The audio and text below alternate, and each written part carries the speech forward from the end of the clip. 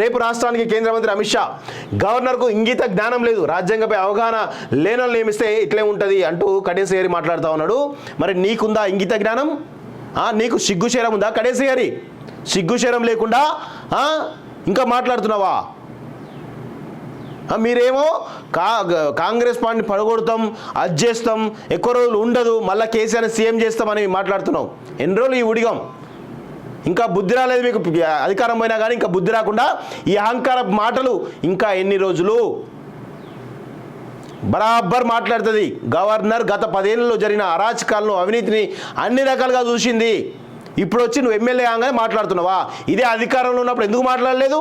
అధికారంలో ఉన్నప్పుడు కేసీఆర్ నువ్వు కానీ కేసీఆర్ అవినీతి పైన ఎందుకు మాట్లాడలేదు? ఒక్క మాట కూడా మాట్లాడు. నువ్వు ఈరోజు వాళ్ళు అధికారం పోయినాక రెచ్చిపోతా ఉన్నావు. నీకు ఎప్పుడన్నా నీకు ఫ్రీడమ్ ఉందా? నిన్ను మొదటిసారి 2014-2018లో నువ్వు డిప్యూటీ సీఎం ఉన్నావు. తర్వాత నిన్ను బీఆర్ఎస్ పార్టీలో కుక్క కూడా దేకలేదు. ఆ విషయం నీకు గుర్తుందా? ఇప్పుడు వచ్చి మరుగుతా ఉన్నావు. హుందాగా ఉండు కడేసిగారి అంటే హుందాగా ఉంటా అనేది ఒక వాదన ఉంది. ఇంకా గవర్నర్ పైన గవర్నర్కు ఇంగిత జ్ఞానం లేని మాట్లాడుతూ ఉన్నావు. ఎవరు నేర్పిస్తాడు నీకు ట్రైనింగ్? కేటీఆర్ గారు నేర్పిస్తాడా? అవలాగాలు ఏమి నేర్పిస్తారా? వాళ్ళ పార్టీలో ఉండి వాళ్ళ తయారవుతావు. నీకు ఒక మంచి పేరు ఉంది, అట్లా ఉండు. ఎట్లా తయారవుతారంటే నీకు ఎప్పుడైనా విలువ ఇచ్చి బీఆర్ఎస్ పార్టీలో కేసీఆర్ కుటుంబం ఎప్పుడైనా కేసీఆర్ అపాయింట్మెంట్ ఇచ్చిండు? నీకు ఎప్పుడైనా నువ్వు మాట్లాడుతున్నావా వీళ్ళ గురించి? ఆమె బరాబర్ మాట్లాడుతుంది, కరెక్టే మాట్లాడుతుంది.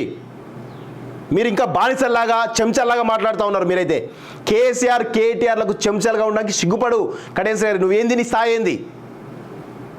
కేటీఆర్కి చెంచాలా ఉంటావా? వాడేంది? వాడి అనుభవం ఏంది? నీ అనుభవం ఏంది? 94లోనే నువ్వు పెద్ద మినిస్టర్వి. నీ రేంజ్ ఏంది? నీకు ఒక మంచి పేరుంది. పోయి కేటీఆర్ గానికి అవులా గానికి నువ్వు ఆ చెంచగా బిహేవ్ చేస్తావా? బుద్ధి ఉండాలి కొంచెమైనా. వయసు తగ్గట్టు నువ్వు మాట్లాడాలి. గవర్నర్ గురించి నువ్వు మాట్లాడేది